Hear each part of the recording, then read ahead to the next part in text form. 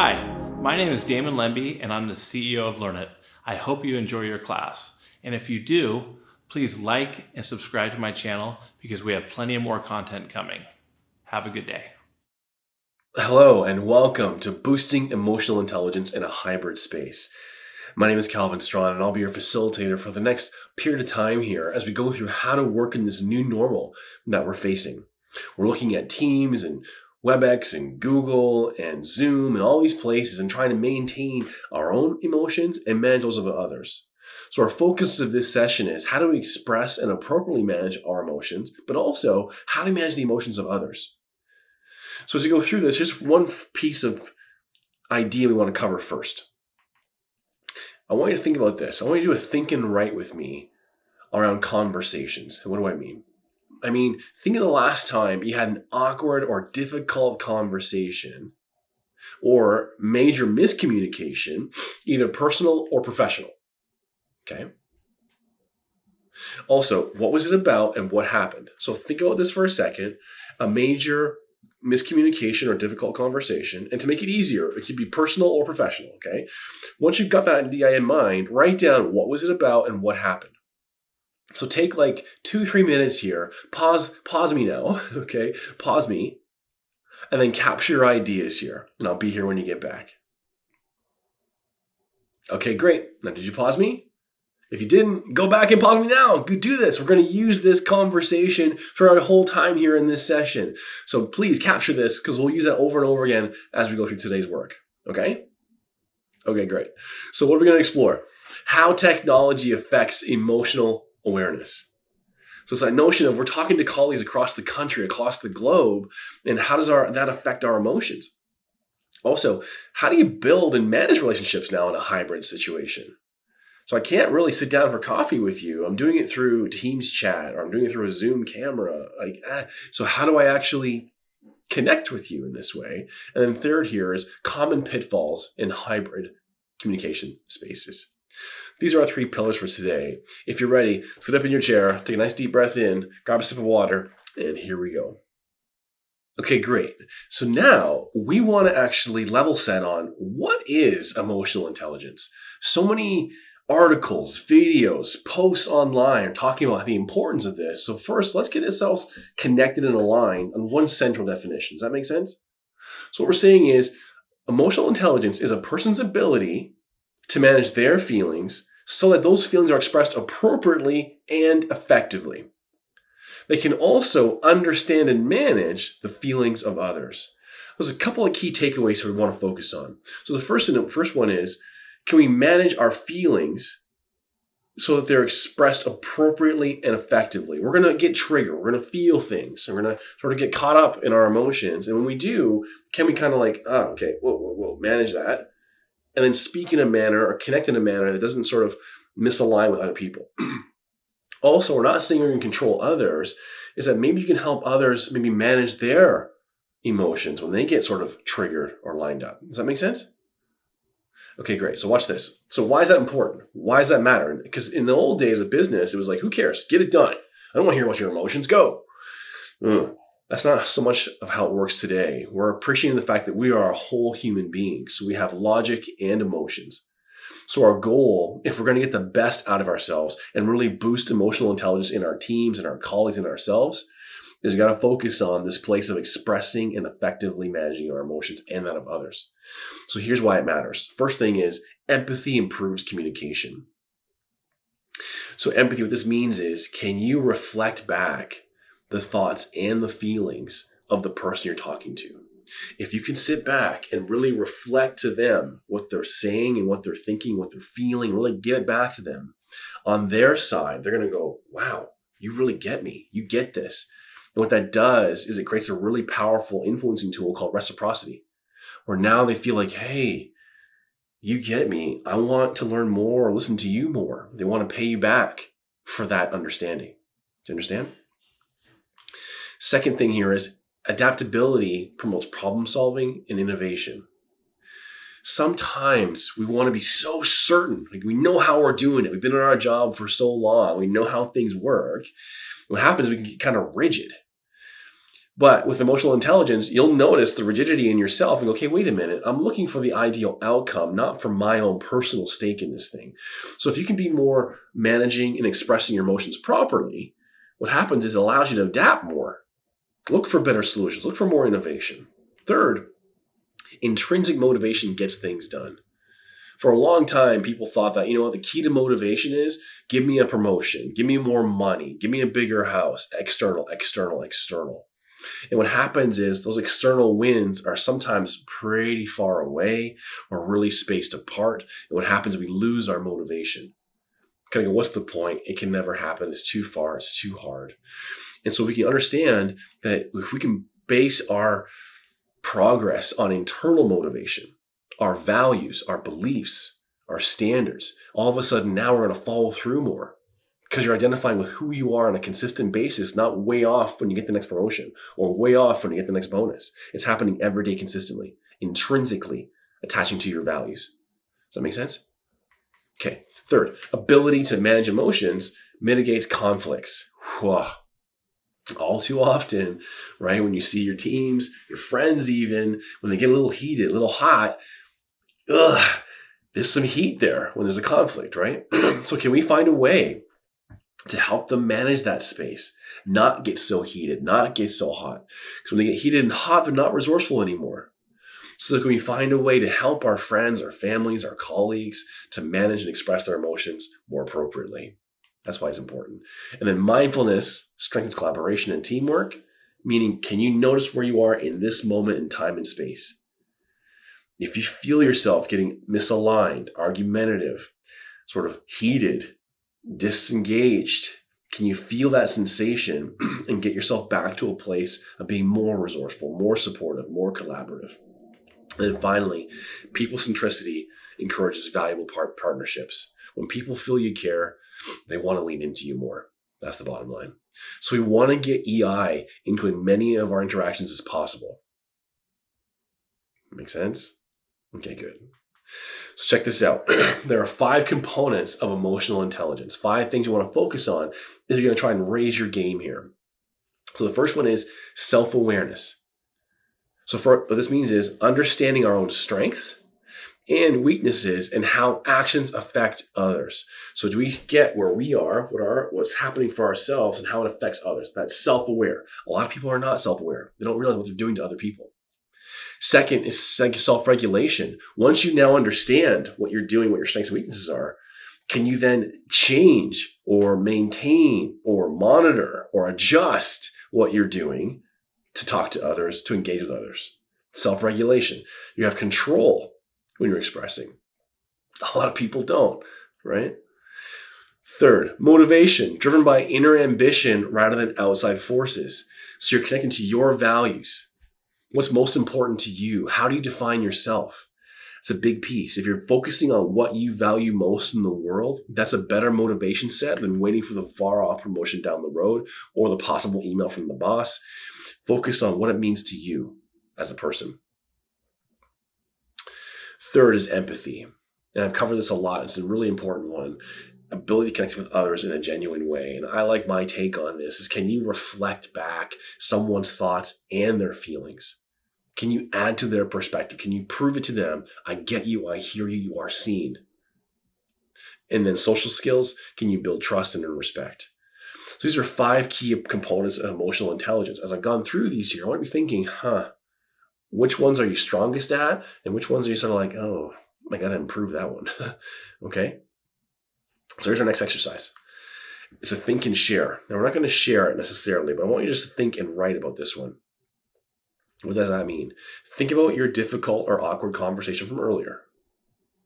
Okay, so from earlier, you had this conversation you wrote down, miscommunication or awkward, personal, professional. When you think about that conversation, that moment, I want you to write down these couple of answers here. Which of the 5 components of emotional intelligence are strongest for you? Okay. Also, which of them are weaker for you? What we're doing here is boosting up, obviously, our self-awareness. True? So think back to that conversation you wrote down earlier. Okay. And if you haven't done it, do it now. Okay. So think about that conversation. And here's what I want you to do. thinking of that moment, which of these 5 components are you the strongest for? And which of these 5 components are you the weakest for? What this will do, it'll boost our self-awareness, understand where should we focus our attention if we're going to improve our emotional intelligence to express and effectively manage our emotions. Take 2 minutes and do this now. Pause the recording, please. Make sure you do it. And I'll see you when you get back. Okay, great. So you paused me, right? And you did this. So now you know your strongest components and your weakest components. Good. So what we've done in this section here is we focused on, okay, so what is emotional intelligence? We have a nice unified, aligned definition of what that term means. We understood why it's important to have emotional intelligence. And finally, what are the 5 components we want to focus on to improve or boost our emotional intelligence in a hybrid space? Make sense? Well done so far. One of the next things we want to focus on, we're talking about boosting our emotional intelligence, is social cues. Social cues inform our perceptions of ourselves and others in a conversation. So what do we mean? If our idea is we're trying to figure out how to express and effectively manage our emotions, then social cues will affect that ability, true? So what's that mean? That means verbally, you're going to notice how you're talking verbally, your pitch, your tone, your loudness, your inflection.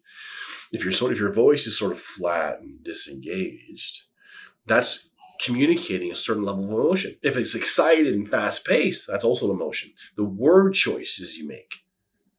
Big fat words or short little 5-cent words. The sentence structure, the dialect. So all of these verbal pieces, which may be kind of like taken for granted, can definitely inform your perception of yourself. And as you're listening to others and hearing the choices they're making, it's informing your perception of them. True? Now, nonverbal. So now you're talking to someone. Now imagine, again, we're focusing on hybrid. So it could be the fact that you do see them on camera like you see me. And now do you see their posture? Do you see them kind of resting on their chin? Are they leaning into the camera? Are they kind of leaning back from is the camera off? So posture, movements, hand gestures, their eye movements, okay, also their facial expressions affect the perception of this person or yourself. To be conscious of what's the expressions you're generating. Are you doing sort of like aggressive, firm movements, or are you more gentle and soft in your demeanor? All of that communicates, and it has an impact on the people you're communicating with. Third thing here is proxemic, so which means space. Where are you in time and space? Are you getting too close to someone, too far away? How you move in the space you're in. You know, sometimes people on these hybrid calls do things like this. Yeah, I'm totally here with you. I can't wait to see and what we're going to cover today. Not even looking at you, so they're not really using the space properly, right? Isn't that weird? So how are you using the space matters as far as your perception of yourself and others. So be focusing on, hey, what happens? What am I noticing about myself with verbal, nonverbal, and proxemic? Also, am I noticing what my colleagues or my friends or my family is doing in these areas? So as we continue on here, what's the impact of these things? Understand that when I say impact, there's a rank order to some of these social cues. Some of them have a much stronger impact than others. The first one with the highest impact is your eye movements and your eye gaze. If you really want to get a sense of how to perceive someone or how you're being perceived, they're really watching your eye movements and your gaze. Are you looking at them? Are you showing sort of enthusiasm or disinterest? Are you rolling your eyes? What's happening with your gaze? That's going to have a major impact on how folks perceive you. Again, we're trying to manage and express our emotions effectively. So be careful. We'll be monitoring your eye gaze. Also, your facial expressions are second. So what can happen here is maybe you're just kind of deadpanning. Okay, you're still listening with them, but that's going to have a certain impact on people and your verbal cues. The words you use, the sentence structure, your pitch, your tone, your pace, these come in second. And finally here is your body language is third. And your proxemic cues. So you're thinking what's going to have the most impact is like, am I looking at this person? So if we're looking on a Zoom call, Teams call, WebEx, whatever it might be, are you looking in the camera? If we're in a live meeting situation, am I looking in their direction? Am I showing interest? Am I monitoring my facial expressions? And finally, what's my body posture, body language doing as I go through this situation? Okay, let's go a little deeper here. Why do social cues matter? Well, what matters is, depending on the message you want to share and why that rank matters, you may have to decide which cues you want to focus on. So if you really have an important message to share, maybe you really got to focus on eye contact in your gaze. Or if it's not as imminent or critical or crucial, maybe you're focusing much more on your body posture. You're using your body posture to convey the message, or your space. Okay, you're going to a restaurant. Maybe you're trying to get closer to the camera. Maybe you're trying to get closer to them. Okay, so social cue, what it does, it informs your social presence. And what social presence means is, are you connected to me? Are you here with me? Are you in the same room with me? Are you attentive? Does that make sense? All too often with social presence, what happens is we can tell when someone's checked out or disengaged. And we usually can tell that by their social cue. If they're looking away, not paying attention, big sighs, eye rolls, yeah, sure. These kind of things shows me you're not in this conversation with me. What happens is it totally erodes trust. So what we want to focus on is why social cues matter is if we show them with our eye contact, with our body language, with our word choices, the person sits back on their side going, wow, you're here, you're in this. This is great. They feel connected to you. And then what happens is that now forms trust and it forms empathy and they feel confident in you. So your social cues are critical to making this whole chain come together. And one more piece here on social presence in a hybrid situation. Even though we're hybrid, a lot of folks say, hey, well, I can't see their body language. I can't see their body posture. I can't read them. That is true. I'm not going to say it's not. But there are things you can do in this space to really show someone that I'm here with you. I'm present to this conversation. So social presence is, are you in this with me? Are we together in this? So what can you do in a hybrid situation? Well, you can be looking at the camera. You can be typing in chat. You can come off mute and share. If you're using Teams chats, you can respond quicker with more enthusiasm. You can match their word choices. There's so many things you can do, even hybrid, to show someone that, hey, I'm here with you. I see you. Make sense? And the more you do that, you're totally boosting the emotional intelligence for yourself and for others, and definitely the perception they have of you. Okay, one more thing we got to do here. So a couple things. Communications and social cues. So different channels have different cues. On a voice call. Now, normally when I would teach this, you'd be talking to me back and forth. So what I'm going to do here, I'm just going to explain each of them to you, and you take away what you can as I go through it, okay? So when I say a voice call, I'm talking to someone on the phone, and we're talking, what are the different cues I want to focus on a voice call? Well, obviously it's the pitch, the loudness, the breathing pattern, the word choices. All of those elements speak volumes when you're on a voice call. So don't think, I can't understand what they're saying. I can't see them. My first 10 years of my coaching career was totally by the phone. I'd have people in Thailand, California, and Canada, and England. I can't see them. It has to be all done by the phone. You can get so good at this. You can tell if they're sitting or standing, if they're taking notes or not, because you're listening to all those different things, their breathing choices, the way they're answering, how quick they're answering, the loudness or quietness in their responses. There's so many things you can pick up on a voice call. Okay, and as you hear those cues, it shows me that you're present, and that builds trust, right? Okay, in-person meeting. So for an in-person meeting, you've got the whole gamut now. Are they looking in your direction? Let's say you're at the front of the room and you're leading it. Are they looking at you? Or are they in their notes, checking their phone, that kind of stuff? Are they answering? And the answers are actually on point to the questions. Their word choices. Are they leaning back in their chairs? Are they leaning forward in their chairs? Are they sitting up straight? Like so many pieces here in an in-person meeting. What that does is you see those social cues, it shows the presence and it shows the trust. And if you're at the front of the room, how is your body posture? How is your facial expression? Are you looking at everyone in the room or only a couple of people? Okay. What's your word choices like? And are you moving around the room or are you only staying in one place and rigid? Okay. That's another one. Email. Now here's a funny one. Now with email, okay, wait a minute. I can't hear their voice. I can't see them. So now what do I do? Email is definitely about the word choices and word selections. Okay, are they saying, hi, Cal? Or are they saying, get back to me today? Right? So is there a salutation Is there any kind of rapport building, or is this matter of fact? Is there even a body to the email, or is it just a subject line? So it speaks volumes what's going on in that email. By the word choices, the tone, the order of words, all of that matters. Okay. Virtual meeting. Now we're here in a virtual setting kind of right now. So in virtual meetings, here's what I watch for. I do virtual meetings all the time. I watch for, are the cameras on?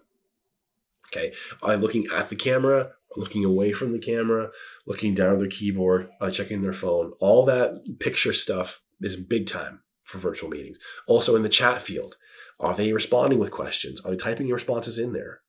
Are they coming off mute?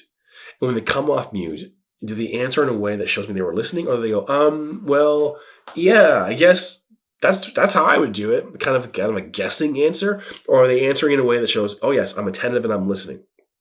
Also, on your side, are you looking at the camera? Are you using the right word choices? Are you speaking to what's their thoughts and feelings? Are you showing empathy? Because as you do, it informs your perception in that space. 2 more we got to do here. We're going to move on. One is documents. So documents exist still? Yes, they do. So maybe it's a document you send to someone, a Word doc of some kind. Again, it's very similar to email, where do they have a salutation? What are the word selections in the email? What's the spacing like? Is it all crammed together, or is it separated? Okay. Is it very sequential and ordered, or is there some kind of emotional sort of all over the place? All of those things, pieces matter for social cues. And finally, the chat field. So a Teams chat, okay, is a good example. So on Teams chat, you're saying, what are they posting? Are they posting emojis? Are they posting, GIFs, if you will? Okay. Are they putting really good language in there? So as you go through this, everything matters. You got to take your time and slow down and say, what am I noticing in this particular stream?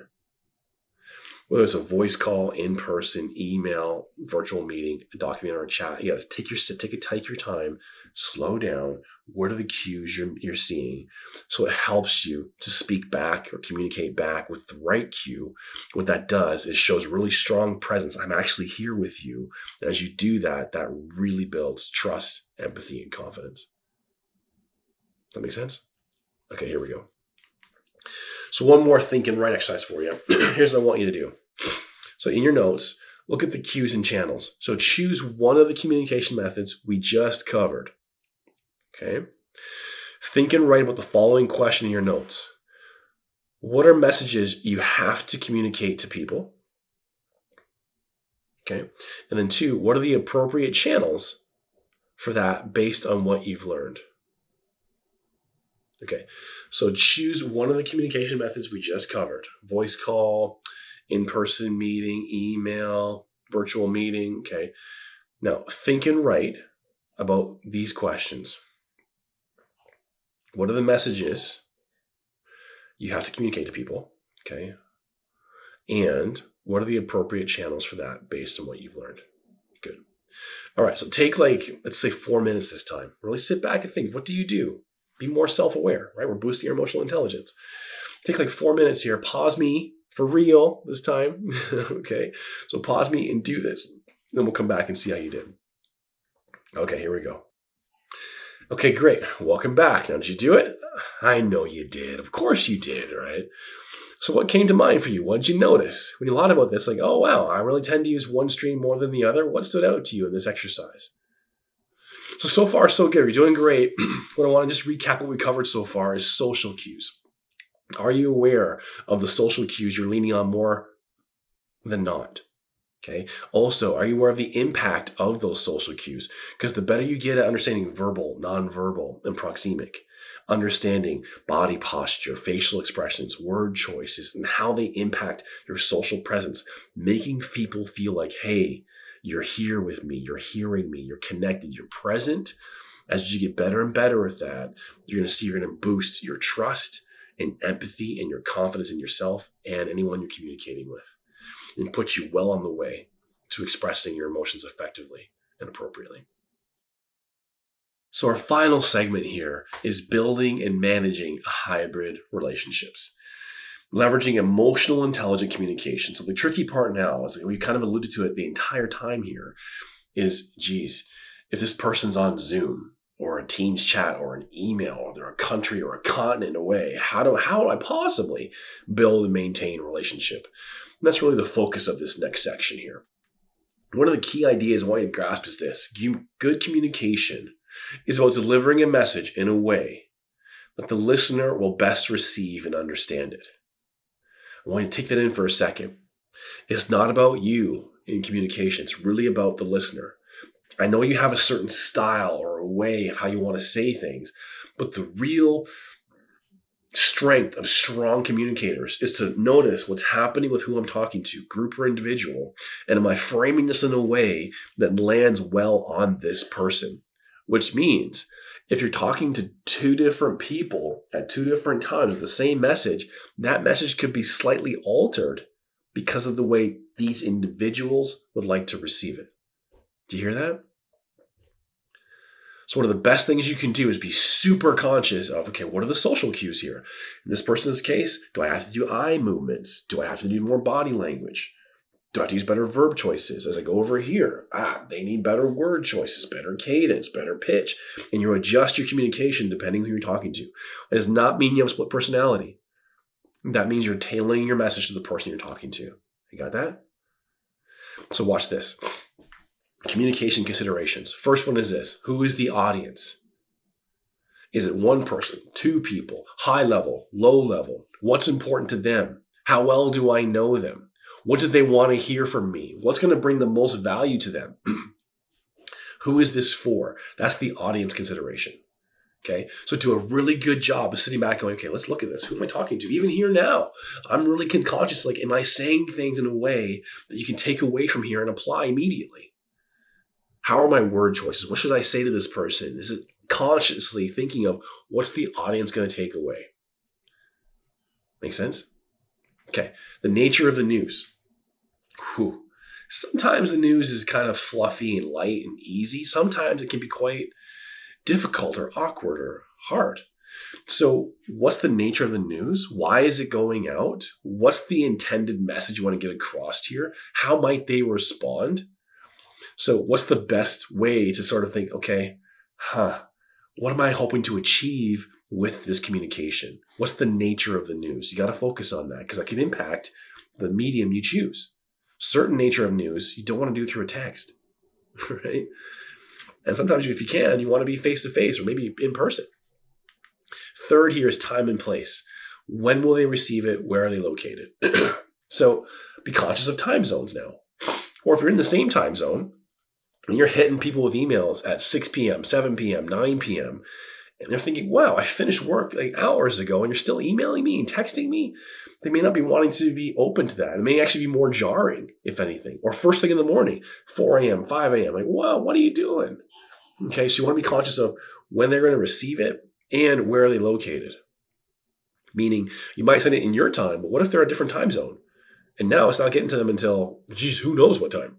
Okay, so maybe you want to schedule your communications if possible. And then finally, the delivery method. As you go through all of this and you think, okay, who's the audience? What do I know about them? What's important to them? What's the nature of the news? Okay, where are they? Time and place. As you go through all those mediums, now you say to yourself, okay, what's the best method now? Should it be a voice call?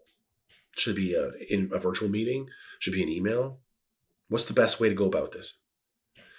You have to really consider all of these elements. And as you do, there's a sweet spot here that's really going to increase your communication effectiveness. And as you do this, it absolutely will build and maintain your relationships in a hybrid space. Okay, it really shows that strong consideration. Make sense? Okay, let's test it out. Try this. So read this over. Maybe I'll read it to you. How about that? So Janice is your direct report. Even if you don't have that title, just play with us for a second, okay? So Janice is your direct report working on the other side of the world, time and place. She recently experienced a death in the family. Whoa, time and place. But she has now returned to work. Okay. She partnered with another team to develop a better process to handle workflow between your groups. The director over your team has submitted endless praise for her efforts. Using your EI skills, what have you learned about social cues and presence? Develop a high EI, high social presence way to tell Janice the good news. I'm going to stop for a second, let you reflect on this. There is no necessarily right or wrong answer here, but step back and say, okay, wow, what do we know about the audience, Janice? What's the nature of the news? Praise, right? Time and place. She's just getting over a death in the family. She's just getting back to work. Okay, so if we want to send praise her way, what's the best communication line? So take a minute here, play with this, have fun with me, and jot down what would be your high, EI skill way to do this. What social skills would you use? Social cues would you use? Social presence? How would you put this together? Okay, I'll be quiet for a second while you think about it. Okay, well done. Now watch this. One thing I want to say to you is this. There's many ways you could approach this. And one way we came up with is if we're trying to really tackle the social cues, right? So eye gaze, eye movements, our verbal, nonverbal, proxemic. One EI message we could use would have our director put together a video on their phone, on Zoom, on Teams, whatever, put a video together giving praise to Janice and send her that video. Why does that work? Because now Janice is going to open this video and see the director talking to her going, hey, way to go. We're really proud of you. What great jobs. We're going to hear verbal. Okay. We're going to see nonverbal, and we're in space and time. I'm looking right at her in this lens. I'm right close to her. It's not an in-feeling document. It's not an email. She's getting all the social cues in there. As the director does this, what happens? It boosts the presence. I'm present to Janice in her situation, where she is, what's going on. And what's that going to do? It's going to boost trust, empathy, and confidence. That's one way you can approach it. Okay? Thanks for playing. Okay, one more exercise here. Self-discovery for you. So self-discovery, what do you want to do? Think about your story from the beginning. Okay, remember way back before? Now, you had that awkward conversation, didn't quite go well. Okay, now that you've learned concepts around EI, social cues, social presence, and communication considerations, how would you have delivered that message now? How might the outcome have been different? So you think back to that awkward conversation, that miscommunication, that first piece we wrote down. And knowing all that we've covered so far, answer these two questions. How might it have changed? How might you boost your emotional intelligence? How might you express and effectively manage your emotions and the emotions of others? Take like 2 minutes here, answer these couple of questions, and come back and talk to me again. Okay, great. Of course you paused me, right? I know you did. You did it, didn't you, right? And if you didn't, come on. Okay, great. So you got this exercise done. And the goal of this was to help you understand, these awkward communications happen. They happen to us all. We're all emotional beings. Our goal here is, can we regulate, be self-aware? Can we be more intrinsically motivated, show more empathy? Can we tackle and manage those emotions more appropriately? That's all. It's not good or bad. It's not wrong if you have those experiences. It's like, what can we do now? And that's the goal of this course. So in this last section was like, okay, now that we understand this, how do we build and maintain relationships? We want to put a heavy focus on the communication consideration. If I'm trying to build a relationship with you, maybe I'm thinking about, hey, who's the audience? What am I trying to get across? What's the nature of the news? What's happening in their world, time and place? And finally, what's the best method to really nail this and get the social cue? So the person feels like, hey, you're present to me, and I'm really increasing trust, empathy, and confidence. As you get in the habit of doing these things, you're really going to do a great job of building and maintaining relationships. Thanks for being here, folks. It's been an honor to serve you in this session. As we get ready to wrap up, there are a few things, some key takeaways that are really crucial to this session. First one is emotional intelligence is an essential business skill, and hybrid situations create unique circumstances for leveraging it. Okay, so what I'm saying here is like when you're trying to get through this hybrid space, it may seem like I can't read their body language, I can't see them. How can we possibly do this? But there's lots of things you can respond and engage to really show social cues, social presence, and build trust and empathy. Social cues help create social presence, and social presence builds trust, empathy, confidence in a relationship. I repeated it more and more again because repetition is the mother of learning. The more you hear it, the more you believe it, right? So be really conscious of, what am I doing with my social cues? How's my facial expressions? How's my eye gaze? How's my body posture?